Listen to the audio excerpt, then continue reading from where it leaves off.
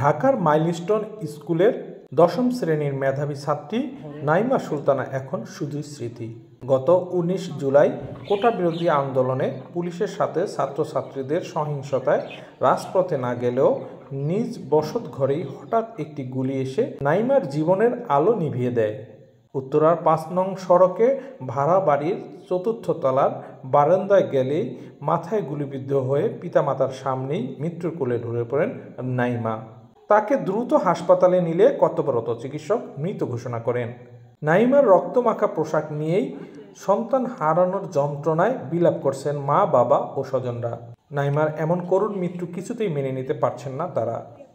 নাইমা চাঁদপুর জেলার মতলব উপজেলার আমুয়াকান্দা গ্রামের হোমিও চিকিৎসক গোলাম মোস্তফার মেঝো মেয়ে। গত ২০ জুলাই গ্রামের বাড়ি চাঁদপুরে পারিবারিক কবরস্থানে নাইমার লাশ দাফন করা হয়। ৯ নম্বর সেক্টর, ৫ নম্বর বাসা, ৫ নম্বর রোড, ১৫ নম্বর বাসা, চাচাল আছে।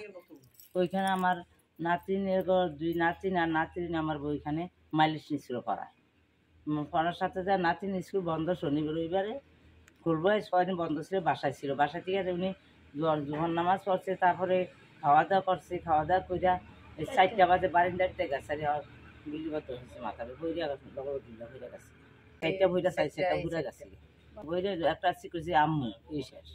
আমার বউ হসপিটাল লগে যারা আসছিল সিকিউরিটি ওনারা আমি আধুনিক মেডিকেল নিয়ে গেছে, নিচে মৃত্যু ঘোষণা দিচ্ছে।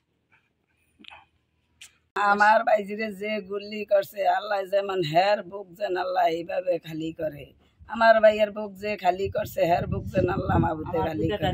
আমার ভাইয়ের আইন্দা ভাত খায় বউ বাচ্চাদের উপর লেখাপড়া করানোর লেগিয়া আমার ভাইয়ে এ খুব আশা ছিল ভবিষ্যৎ কি করবো, আর কিছু নাই, কিছু নাই, আমার ভাইয়ের কিছু নাই,